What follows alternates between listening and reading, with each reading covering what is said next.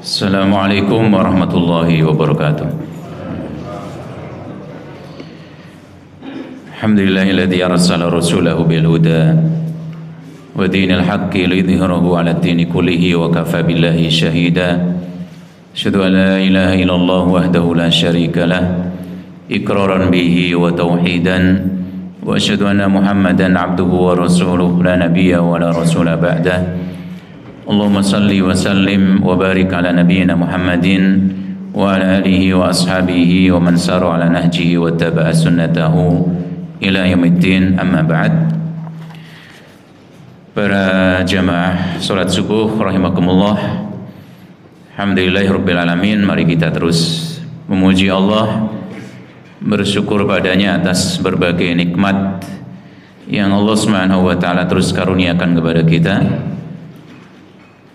Dan termasuk di antara anugerah Allah Subhanahu wa taala kita di pagi ini kembali bisa dibangunkan lagi setelah tidur kita, setelah kematian kecil kita yaitu dalam tidur kita, dan masih bisa datang untuk menghadiri sebuah kewajiban yang Allah Subhanahu wa taala berikan kepada kita, yaitu salat subuh berjamaah, dan juga bisa hadir di majelis yang mulia ini yang semoga bisa dikategorikan sebagai majelis zikir, majelis ilmu yang mendapatkan banyak faedah dan manfaat sebagaimana disebutkan dalam ayat Al-Quran maupun dalam hadis Nabi Muhammad SAW. Salawat dan salam semoga Allah Subhanahu wa taala curahkan, limpahkan, anugerahkan kepada Nabi kita Muhammad SAW, kepada keluarga beliau, berikut sahabatnya dan juga seluruh pengikutnya hingga kelak yaumul qiyamah. Amin.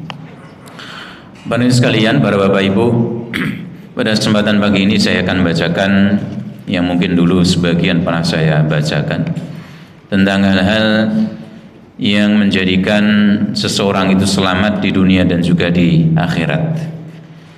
Dan saya akan bacakan diantaranya termasuk hal yang menjadikan kita bisa selamat, karena ini merupakan kebutuhan asasi kita, kebutuhan pokok kita, meskipun tidak disebutkan dalam kebutuhan-kebutuhan yang sering diajarkan, kebutuhan primer kita ya, namun ini juga tidak kalah penting dari kebutuhan primer yang biasa disebutkan berupa sandang, pangan, dan papan, yaitu apa? Keselamatan ya. Orang punya papan tapi rasa selamat ya tidak bahagia. Orang punya sandang juga demikian tapi enggak selamat apa di dunia, apalagi di akhirat juga dia tidak akan bahagia, dan seterusnya. Oleh karena itu ini juga merupakan keselamatan, keinginan dan cita-cita bagi kita semuanya, dan tentu apalagi bagi yang sudah mulai berusia di atas 40 tahun ke atas, 50 dan sebagainya, tentu sing dipikirke selamat isih. Bener Pak nggih? Ya ora kur seneng etok, kudune ngaten niku. Beda karo cah nom, sing penting seneng sih selamat dipikirke mbuh angka pira. Nah ini tentu tidak benar ya, tidak benar bagi kita, termasuk juga di saat kita di jalan raya dan sebagainya, sing dipikirke piye selamat sih kan itu, bukan bantere gitu kan, banter angka pira Pak niku Pak nggih. Tapi yang penting adalah keselamatan. Nah ini apalagi kaitannya dengan dunia dan akhirat kita, ini menjadi hal yang menjadi cita-cita dan keinginan kita semuanya bisa selamat di dunia dan di akhirat. Nah di antara hal yang menjadikan seorang itu bisa selamat di dunia dan di akhirat adalah al-hadru minal ujbi wal iqtirar, yaitu berhati-hati, waspada dari sikap ujub, takabur, dan juga terperdaya. Wah ini pembahasan seperti ini kadang-kadang kalau disampaikan ya seolah-olah saat mendengarnya iki ketok iki aku iki, gitu ya Pak ya. Nah ini para bapak sekalian, tidak sekedar untuk yang mendengarkan, namun tentu yang pertama bahkan untuk mereka yang menyampaikan ya, karena kita semua tidak lepas dari ini, kita terus berjuang untuk itu. Bahkan para ulama sekalipun mereka juga memperingatkan dan selalu berusaha introspeksi untuk bisa lepas dari dua hal ini, yaitu apa? Sikap ujub, dan juga terpedaya dengan amal yang sudah dilakukan. Maka disebutkan wa min mujibatin najah, termasuk hal yang menjadikan seorang itu selamat, alla yu'jibal mar'u bi amalihi shalih. Itu seorang itu tidak takjub, tidak ujub, tidak merasa besar bangga diri dengan amal kesolehan yang sudah dia lakukan. Ya. Wa alla yaghtarra bi nafsihi wa bi ta'atihi, dan dia tidak terperdaya dengan dirinya dan juga ketaatannya pada Allah Subhanahu wa taala. Bahkan dia itu berusaha untuk berhati-hati dengan sepenuhnya. Ya. Dan orang yang betul-betul bisa berhati-hati dari sikap ujub, dari sikap terperdaya tersebut, maka ini menjadi sebab linajatihi, menjadi sebab keselamatannya. Wa amma man ahmala hadzal janib, dan barang siapa sungguh orang yang menyanyiakan hal ini, orang waspada dengan sikap ujub, sikap terpedaya dengan amal solehnya, maka dia akan masuk pada sikap ujub hingga akhirnya dia akan binasa, tidak bisa ditolak. Oleh karena itu para sekalian, rahmati Allah Subhanahu wa taala, mari kita juga terus introspeksi saake-ake amali awake dhewe, amal solehnya itu semua jangan sampai membuat kita takjub, jangan sampai membuat kita ujub, merasa besar diri, aku amalku sakeh, tidak boleh. Apalagi sampai kemudian meremehkan, sampai kemudian merendahkan orang lain dengan amal orang lain, tidak boleh demikian. Karena ini adalah hal yang menjadikan seorang binasa. Mari kita ingat, dosa, termasuk dosa yang pertama kali dilakukan di langit adalah ujub ini, yang dilakukan oleh iblis, yang dia merasa lebih baik dengan pribadinya, dengan apa yang sudah dia miliki dibandingkan Adam alaihissalam. Dia sampai mengatakan, ana khairum minhu, ya Allah, aku luwih apik, kalau niki langkung sae dibandingkan Adam. Ini kan ujub ini takabur. Dan inilah yang menjadikan iblis menjadi binasa. Sing sebelumnya iblis itu juga makhluk yang soleh juga, barengi karo malaikat dalam beribadah pada Allah Subhanahu wa taala. Tapi gara-gara sikap ujubnya hancur dia, dan kehancurannya tidak sampai di waktu yang lalu saja, sampai hari ini dan bahkan nanti jelas tempat tinggalnya di neraka gara-gara sikap ujubnya, merasa besar, merasa lebih baik dibandingkan orang lain. Oleh karena itu kita tidak boleh nyontoh musuh awake dhewe sing jelas-jelasan musuh. Innahu lakum aduun, teman-teman sing jenenge iblis itu musuh kalian. Innahu lakum adu mubin, sungguhnya dia itu musuh yang nyata. Innahu lakum aduun fatakhiduhu aduwa, sungguhnya dia itu adalah musuhmu, maka jadikan musuh. Ojo dirangkul, ojo disedai, ojo dituruti permintaannya. Faminan nas man takunu indahu amalun solihah. Di antara manusia mungkin dia punya amal-amal yang soleh dan ketaatan yang bermacam-macam. Kemudian masuk pada dirinya sesuatu dari rasa tadi, terpedaya dan juga ujub. Dan juga dia menyandarkan diri dengan amalannya, maka dia hancur dengan hal tersebut dan amalannya menjadi gugur semuanya. Oleh karena itu, yang wajib bagi seorang, wajib alal insan, yang wajib bagi seorang itu adalah ayya'lama, dia mesti tahu, dia mesti mengetahui annahu muqassirun, bahwasanya dia itu banyak kekurangannya.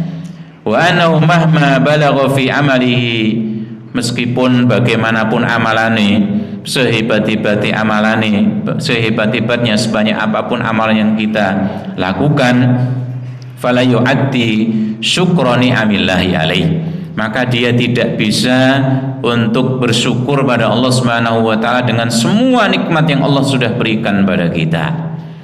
Niki ampun kesupen, sebab apa? Kula panjenengan sami pun ngertos sing bolak-balik diaturne napa, bahwasanya kita itu diberikan nikmat oleh Allah Subhanahu wa taala itu, yang nikmatnya itu kita enggak mampu ngitung.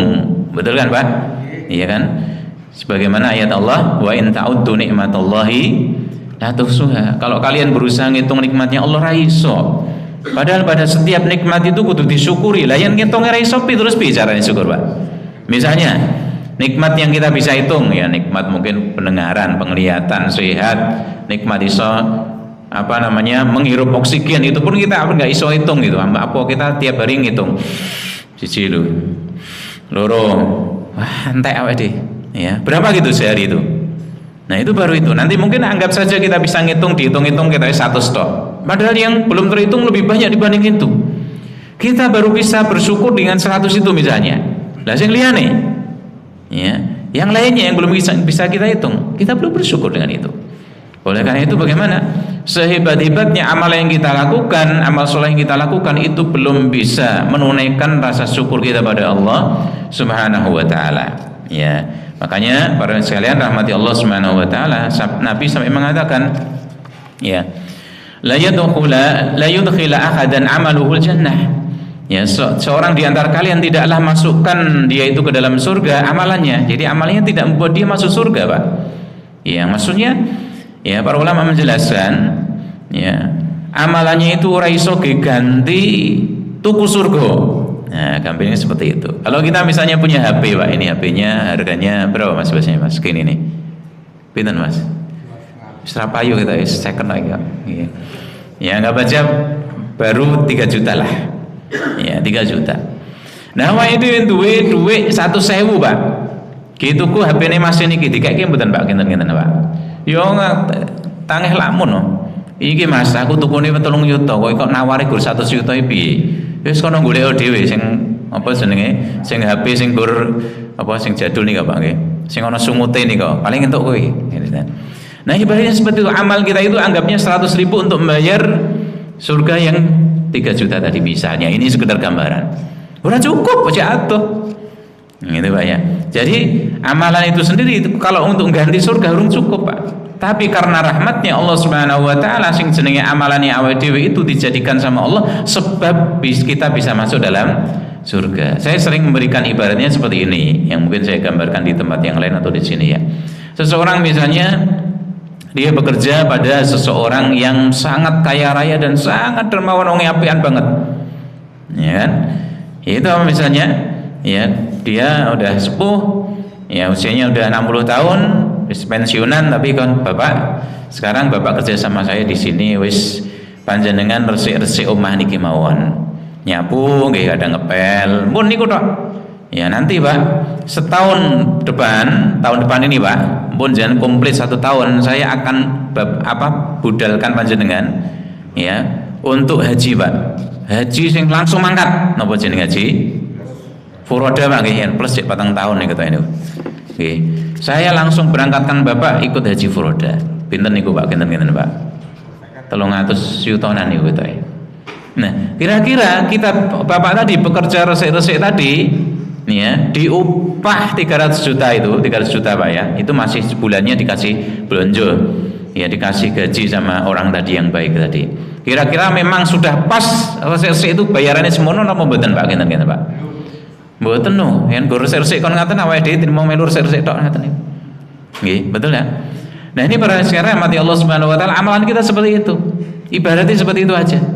Tapi Allah Subhanahu wa taala tentu lebih baik, tentu lebih mulia, tentu lebih dermawan dibandingkan manusia tadi. Sing amalan iki kalau panjenengan sami sing mboten sepinteno, Allah Subhanahu wa taala jadikan sebagai sebab kita masuk dalam surga dengan rahmatnya. Masya Allah. Jadi ini para sekalian, bismillah melih, kalau kita banggakan amalan kita sendiri, ya jangan lupa amalan kita itu mboten saged ganti surga. Cuma sebab aja karena rahmatnya Allah wis to. Yen mboten ora cukup. Makanya disebutkan dalam sebuah hadis yang lainnya, meskipun sebagian ulama mengatakan ini ada catatannya, ada sebagian yang melemahkannya. Ada orang yang ya dia didatangkan sama Allah Subhanahu wa taala, ya umat sebelumnya Nabi Muhammad SAW sing usiane dawa banget, dia mulai balik sampai 500 tahun ibadah terus sama Allah, tidak keluar, atau dia keluar cuma sebentar dari tempat ibadahnya, ibadah terus sampai dikalah 500 tahun apa ya, ibadah terus sama Allah, sehingga kemudian dipanggil dia di hari akhir, ditunjukkan kepada dia amalannya, ya bergunung-gunung itu, gede amalannya besar sekali. Kemudian ditawari, kamu hambaku pengen masuk surga dengan amalanmu itu yang besar-besar itu, yang banyak seperti itu, atau dengan rahmatku? Ya orangnya bagaimana, dia mengatakan wah ini akeh cukup gitu ya. Amalku kanggo mlebu surga karena sangat banyaknya, sangat besarnya, berkunung-kunung amal yang dia sudah lakukan. Dia katakan, ya Allah, masukkan saya dalam surgamu dengan amalanku itu saja. Nah, kemudian wis yen ngono ditimbang. Timbang apa? Dibandingi dengan nikmat yang sudah diberikan Allah Subhanahu wa taala sama orang itu, Pak. Dihitung tok nimbang antara amal yang bergunung-gunung banyak tadi dengan nikmat, satu nikmat dulu yang dihitung, nikmat penglihatan tok.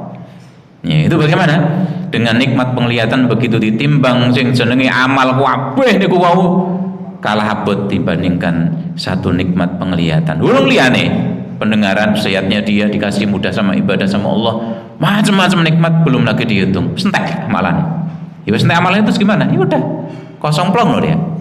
Ya, karena apa? Dia pengennya kan ya masuk surga dengan amalnya. Amalannya gimbalesi untuk nikmat penglihatan saja udah nggak cukup. Ya, maka habis amalannya harus digeret yang rokok. Dia bilang, bagaimana ya Allah, kalau demikian masukkan saya dalam surgamu dengan rahmatmu. Artinya sekali lagi, amal kita bukan sebagai pengganti kita. In kuntu genuku surga ra cukup amalnya dhewe.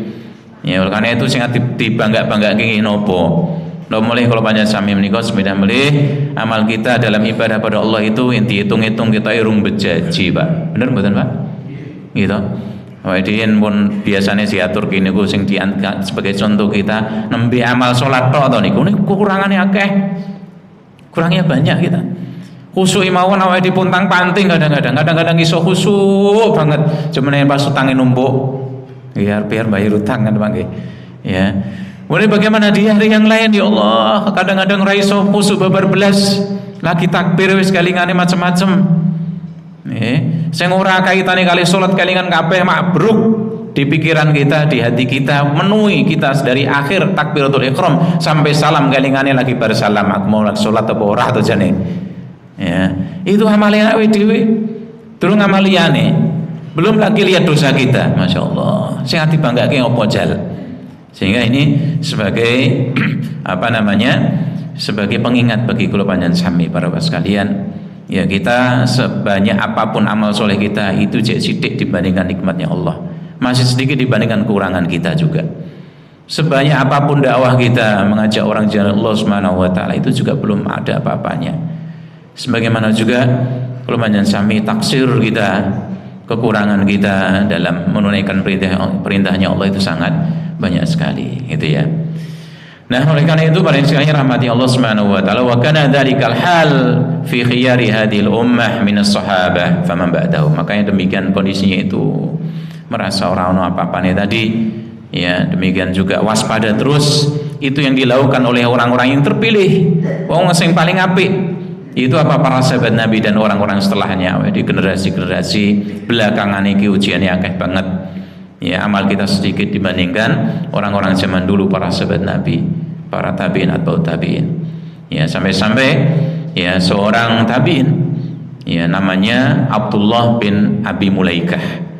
Ya, wa huwa min ulama'it tabi'in. Beliau adalah seorang ulama dari kalangan tabi'in. Dia cerita, adraktu 30, aku nemoni 30 orang min ashabin Nabi, dari sahabat Nabi Muhammad SAW, kulluhum yakhafu an-nifaq atau kulluhum ya yakhafun nifaq ala nafsi. Mereka semuanya takut ya kenifakan itu ada pada dirinya sendiri. Ya, takut kalau dirinya termasuk orang-orang munafik. Iki wong sing paling apik, Pak. Para sahabat Nabi khawatir sampai-sampai, Pak, Umar bin Khattab ketika Nabi Muhammad SAW itu sudah meninggal dunia, Nabi itu punya sahabat sing nyimpen rahasianya Nabi, namanya Hudzaifah bin Yaman. Itu rahasia nopo-nopo disebut ke. Ya, setelah Allah Subhanahu wa taala beritahu sama Nabi Muhammad SAW, termasuk orang-orang munafikin di kota Madinah. Awalnya Nabi betul ngetos, la ta'lamuhum, kamu orang ngerti, kamu tidak tahu. Kemudian Allah beritahu, disampaikan pada Hudzaifah bin Yaman, orangnya sopo kalau orang munafik ning kota Madinah iki sing jenenge fulan. Begitu Nabi Muhammad SAW meninggal dunia, Umar bin Khattab datang pada Hudzaifah bin Yaman. Napa takok wong munafike sapa wae mboten, Pak? Ora bakal nguwatine wong, Pak. Ya, meskipun ini wong munafik, Pak, ya. Tapi bagaimana sing ditakoki ora itu, bukan itu yang jadi pikirannya Umar bin Khattab. Sing dadi pikirannya bagaimana? Tanya sama Hudzaifah bin Yaman, "Wa Hudzaifah, biyen Nabi pas nyampe ke rahasia sapa wong munafik ning kota Madinah, aku termasuk apa ora?" Masya Allah, Pak. Aku termasuk apa? Ora. Padahal kalau banyak sami tahu Umar bin Khattab itu bagaimana? Orang yang sudah dikasih kabar gembira sama Nabi akan masuk surga. Itu cek takok karo Hudzaifah bin Yaman. Hudzaifah, biyen Nabi pas bisik-bisik sama kamu, ngei wadi sama kamu. Sopo to jane? Apa saya termasuk dia yang disebutkan sama Nabi? Aku masuk poro ya. Baik itu Pak sampean, Pak. Ini bagaimana? Ini menunjukkan bahwasanya mereka para sahabat Nabi betul-betul waspada. Nah, kalau panjang sami napa melih harus lebih-lebih lagi. Makanya wa idza kana Abu Bakrin as-Siddiq siddiqu hadhil ummah. Ya, ini kita ingat bagaimana Abu Bakar As-Siddiq, ya siddiqu hadhil ummah, orang yang jujurnya sing paling bener dari umat ini. Wa khairun nasi ba'dal anbiya, wong sing paling apik sakubare para nabi dan rasul. Lamma sa'ala Nabi, ketika beliau itu tanya sama Nabi, minta sama Nabi ayu allimahu du'aan, supaya diajarkan sama Nabi satu doa, yad'ullaha bihi fi sholatihi, allamahu. Ya, sallallahu. Beliau minta diajarkan sama Nabi satu doa yang bisa beliau baca dalam sholat beliau. Nah, ini menunjukkan dalam sholat kita berdoa dengan doa-doa yang baik-baik. Ya, dalam sujud kita, di akhir menjelang salam kita bisa doa di sana. Melih dalam sholat sunnah sing awake disaged panjangaken. Yen sholat wajib manut imame, aja ngeyel. Ya, kadang-kadang sebagian nonton sing ngapunten. Ini harus kita koreksi. Napa? Imame wis bangkit ya menuju rakaat terakhir, kemudian masih ya makmumnya ejek nekat sujud terus dengan alasan apa, Pak? Doa dipanjangkan. Mboten, tidak boleh. Ya, karena apa? Innama ju'ilal imam liyutamma bi. Imam itu diangkat supaya ditaati, ora diselisih seperti itu. Walaupun alasannya aku berdoa saya berdoa suwe imame wis syahadu la ilaha illallah dewe lagi bangkit. Atau kemudian bagaimana imam sudah assalamualaikum warahmatullahi, assalamualaikum warahmatullahi, makmumi saya berdoa terus. Ya, dengan alasan apa? Berdoa. Tidak boleh. Ya, karena apa? Seorang makmum itu harus ittiba, mengikuti. Bar imamnya rampung langsung dia ikuti. Tidak boleh kemudian dengan alasan bahkan dia berdoa, kemudian dia ya melambatkan ya mengakhirkan sholat atau gerakan sholat satu dari yang lainnya. Nah, ini Abu Bakar As-Siddiq minta, ya Rasulullah, ajarkan kepada saya satu doa yang saya bisa baca dalam sholat saya. Apa doanya? Disampaikan sama Abu Bakar, orang yang paling terbaik dari umat ini. Doanya diajarkan sama Nabi, Allahumma, ya Allah, ini sungguhnya aku ini betul-betul teman-teman ya Allah, zalamtu nafsi dzulman katsira, sudah berbuat zalim pada diri saya sendiri dengan kezaliman yang banyak. Ini Abu Bakar loh, Pak. Abu Bakar ya, orang yang terbaik diajar seperti itu. Ya Allah, sungguhnya aku sudah berbuat zalim pada diriku sendiri dengan kezaliman yang banyak. Wa la yaghfiru dzunuba illa anta, dan tidak ada yang bisa mengampuni dosa-dosa illa anta, kecuali Engkau ya Allah. Faghfirli, maka ampuni aku ya Allah, maghfiratan min indik, dengan ampunan dari sisimu. Warhamni, dan rahmatilah aku ya Allah, sayangi aku ya Allah, innaka antal ghafurur rahim, sungguhnya Engkau adalah yang maha pengampun lagi maha penyayang. Masya Allah, ini gitu doa ya, doa apa Pak sing diajarke oleh Nabi sama Abu Bakar, orang yang terbaik. Doa apa itu? Doa di sana pengakuan bahwasanya kezaliman, dosa yang dilakukan itu banyak sekali. Masya Allah. Dan ini para sekalian, ini salah satu di antara suksesnya orang itu kalau dia mengumpulkan dua itu. Satu apa? Dia sadari ya kesalahan-kesalahannya, kekurangannya banyak. Yang kedua, dia sadari juga, dia akui ya nikmat Allah yang sudah diberikan pada dia sangat banyak sekali. Ini dengan dua hal ini maka orang akan sukses itu. Dan ini juga yang ada pada dalam doa Sayyidul Istighfar. Abu ulaka bi ni'matika alayya, ya Allah, saya akui semua nikmat yang Engkau sudah berikan padaku. Wa abu bidambi, dan saya akui juga kesalahan saya. Dua hal ini. Inilah kunci dari ibadah juga. Satu, dengan kita melihat nikmat-nikmat Allah yang wakeh banget dicurahkan pada kita, kita akan merasa bahwasanya bagaimana? Ya, bahwasanya Rob kita itu betul-betul zat yang layak untuk dicintai. Ini satu ini, dia layak dicintai. Ya. Yang kedua, ya saat kita melihat ya bahwasannya kita itu banyak dosanya, kita akui banyak dosa kita, maka di sana akan ada ya rasa kerendahan diri, kehinaan kita pada Allah Subhanahu wa taala. Maka ini dua ini kunci ibadah itu. Karena ibadah itu apa? Di sana adalah isi ghayatu al-mahabbah wa ghayatul dhulli. Puncaknya rasa cinta yang pertama. Yang kedua adalah puncaknya rasa penghinaan diri. Kalau panjang sami merendahkan diri, menghinakan sehina-hinanya di hadapan Allah Subhanahu wa taala. Ini ibadah ini. Dua ini isinya. Nah, ini dan orang ketika dia kumpulkan dua hal tadi, maka dia akan sukses. Maka dari sini bagaimana Nabi mengajarkan kepada Abu Bakar, demikian juga untuk kita semuanya, untuk menyadari kita itu akeh kesalahan ya, dan minta ampunan pada Allah atas kesalahan kita. Sehingga kalau demikian, nah napa melih sing pantes dibanggake, apalagi yang pantas kita sombongkan dari semua amal kita yang sudah kita lakukan dari yang baik-baik itu, boten nonton ya. Cuma itu nanti bisa menjadi bekal kita saja saat kita menghadap Allah. Kita bisa husnuzan, ya Allah, saya dulu sudah beramal ini ya Allah, kalau ngawasi Allah setiap pagi di hari Ahad, ya Allah saya lakukan sholat yang wajib Engkau wajibkan padaku ya Allah. Kita bisa husnuzan, ya Allah, Allah pasti tidak akan nyanyiakan itu nanti. Ini bekal awake dhewe yang sesuk dijemput sama malaikat maut ya, sehingga kita menghadap pada Allah dengan husnuzan baik sangka, ya Allah semoga Engkau tidak akan sia-siakan itu semuanya. Kan demikian. Namun kalau itu membuat kita jadi ujub, maka itu tidak, bukan itu yang maksudnya dari amal yang kita lakukan. Oleh karena itu Ibnu Taimiyah beliau katakan, maka tidak layak bagi seorang itu untuk menyangka bahwasanya dirinya itu sudah tidak butuh lagi pada taubat pada Allah dan minta ampun pada Allah dari dosa-dosanya. Tidak boleh seorang menyangka demikian. Aku sudah butuh gitu ya, wis cukup aku gitu ya. Tidak. Ya. Bahkan bagaimana setiap orang itu sangat butuh untuk hal yang demikian itu terus menerus, butuh untuk tobat pada Allah, butuh untuk terus istighfar pada Allah Subhanahu wa taala. Nah, ini para sekalian dirahmati Allah Subhanahu wa taala. Oleh karena itu, ya fal hasilu annal abda idza wuffiqa lil amali shalihat thayyibah fala yarkanu ila amalihi. Oleh karena itu, alhasil bagi seorang hamba bila kita itu sudah diberikan taufik sama Allah, pun diparingi petunjuk oleh Allah Subhanahu wa taala bisa beramal soleh, maka jangan kita itu ya istilahnya menyandarkan diri dengan amalan kita, wis bangga dengan amalan kita, jangan. Wala yaqtar, jangan kita itu terpedaya, jangan kita ujub, jangan kita merasa besar dengan amalan kita. Bal yakunu khaifan min adami qabuli amalihi. Bahkan hendaknya kita itu, seorang itu takut ya kalau amalannya ora ditompo. Nah, ini ngeri. Makanya Umar bin Khattab ketika melewati di sebuah sinagognya seorang rahib di waktu itu, dia katakan amilatun nasibah.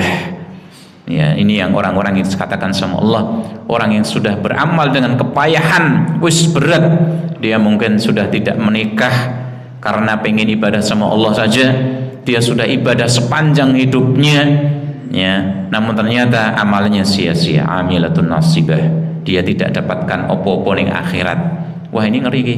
Wis abot-abot dia udah lakukan, ternyata orang nu hasili, tidak ada hasilnya sama sekali. Nah, ini berat sekali. Makanya kita juga harus waspada, kayak amal aku malah ora ditompo, ngeri. Ya, makanya sikap seperti ini yang menjadikan kita menjauhi dari sikap ujub. Sebagaimana Allah katakan, walladzina yu'tuna ma ataw wa qulubuhum wajilatun annahum ila rabbihim raji'un. Dan orang-orang yang berikan apa yang sudah mereka berikan sedangkan hati mereka itu takut, ya, annahum ila rabbihim raji'un, bahwasanya nanti mereka itu akan kembali kepada Rabbnya. Takut. Mereka memberikan apa yang mereka berikan, tapi dalam kondisi hati mereka takut. Aisyah radhiyallahu anha, beliau katakan, wa indama sa'alat ummul mu'minin Aisyah an-nabi sallam an ma'na hadhil ayah wa qalat ahumul ladhi yasrabuna al-khamra wa yasrikun. Ya, Aisyah radhiyallahu anha, ibunda kita bertanya sama Nabi, ya Rasulullah, apakah orang-orang yang takut itu adalah orang-orang yang mencuri orang-orang yang berzina, orang-orang yang minum khamr sehingga mereka takut pada Allah Subhanahu wa taala, dia akan kembali pada Allah. Bukan.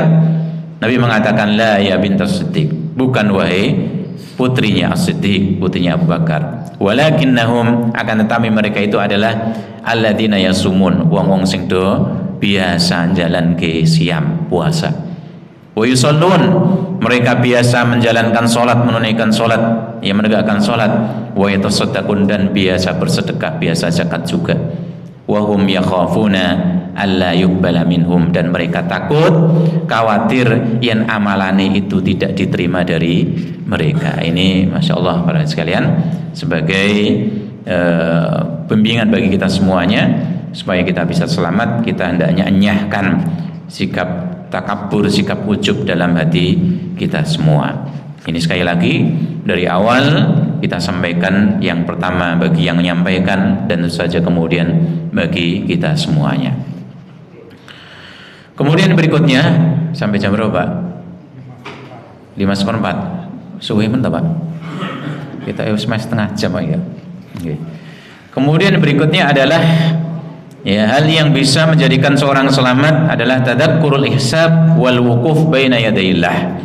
Yaitu dia ingat hisab, perhitungan amalan. Dan hari ketika dia nanti berdiri di hadapan Allah Subhanahu wa taala mempertanggungjawabkan semua amalannya, diingat-ingat itu. Ya, ini menjadikan orang itu selamat nanti. Ngilingi akhirat. Makanya ini paling banyak itu ayat-ayat, apalagi di awal-awal Nabi diutus di kota Mekah. Ya, ayat-ayat yang kaitannya mungkin dengan juz-juz terakhir itu. Ya, juz 29, juz 20 itu adalah ayat-ayat yang diturunkan di Mekah itu. Isinya paling wakil tentang masalah akhirat tuh. Ya, tentang disebutkan tentang misalnya wan nazi'ati warqan sebagainya. Idza samaun syaqqat, idza samaun fatarat. Kaitannya dengan akhirat semua itu. Ya. Yang apa? Ketika seorang mengingat tentang hari hisab, hari ketika dia dibangkitkan, hari ketika dia berdiri di hadapan Allah Subhanahu wa taala, ini membuat dia jadi hati-hati. Makanya banyak hadis-hadis Nabi kan kaitkannya dengan itu. Man kana yu'minu billahi wal yawmil akhir, sapa sing iman marang Allah, sumben ketemu karo Allah, bertanggungjawabkan amalannya, wal yawmil akhir, sumben ora kurit ning dunya tok, ning akhirat sumben dibangkitke. Ya, falyasil rahimahum, hendaknya dia sambung kerabatnya. Ya, falyukrim jarahu, hendaknya dia muliakan tangganya. Falyakul khairan lismut, dia ucapkan yang baik atau diam. Lho soalnya apa? Soalnya dheweke kelingan. Sumben ono balesane. Nah, ini yang menjadikan seorang apa? Hati-hati. Ben apa? Iso selamat, kan demikian. Nah, wa min asbabin najah, di antara sebab-sebab keselamatan seorang adalah seorang itu mengingat hari yang sangat besar tadi. Ya, yang sangat agung. Hari akhir. Ya, ketika apa? Ketika para makhluk itu berdiri di hadapan Rabbul Alamin untuk dihisab, dihitung amalannya detil banget. Ya, sangat-sangat detil. Ya, sampai satu amalan pun tidak tertinggal. Yang kalau panjang sami kadang-kadang remehkan itu. Ya, tapi sangat-sangat detail sekali catatannya. Ya, makanya para ulama yang lain sampai mengatakan, para ulama yang sekarang ya, dikatakan ketika menyebutkan ayat Allah wa wajadu ma'amilu hadira, dan mereka mendapatkan amal yang sudah mereka amalkan itu hadir. Ya. Nah, ini menunjukkan bagaimana hadir sampai ditunjukkan betul-betul gambarannya. Ya, tidak sekedar catatan itu, tapi diwujudkan gambarnya. Apalagi teknologi sekarang aja udah canggih kok. Nonton CCTV udah bisa sampai Pak, sampai detailnya aku itu. Ya, apalagi catatan dari Allah Subhanahu wa taala. Maka dia dapatkan amalnya hadir. Ya, saiki wonten melih modelnya 3 dimensi Pak nggih. Ya, jadi modelnya 3 dimensi langsung ketok. Ya kaya wujude wonten. Nah, Google napa cuma niku sini. Sing kaya kacamata niku napa jenenge Pak? Wah, cah nom iki sing ngerti iki kita iki. Lali. Nggih. Seperti kacamata itu loh, iso kalau ngarepe betul-betul wujudnya 3 dimensi atau 4 dimensi itu. Nah, itu yang catatannya Allah Subhanahu wa taala tentu lebih komplit lagi. Tidak terlewatkan satupun. Nah, kalau kita ingat dengan ini, apa yang mau kemudian kita ya lakukan saat misalnya kita memperbuat maksiat, ingat dengan hari akhirat itu. Ya, kita mau malas-malasan dalam beramal soleh, ras itu demikian. Maka orang kalau demikian dia akan selamat. Para sekalian, mungkin ini dulu ya yang kita sampaikan ya, cukup saya kira cukup panjang ini tadi, saya kira setengah jam, mungkin sudah setengah jam ya. Mungkin ini dulu yang kita sampaikan. Moga-moga yang sedikit ini bermanfaat bagi kami pribadi dan para jamaah sekalian. Bila ada benarnya datangnya dari Allah, bila ada kurangannya dari kekurangan kami pribadi. Wa aqu da'wan alhamdulillahil alamin. Assalamualaikum warahmatullahi wabarakatuh.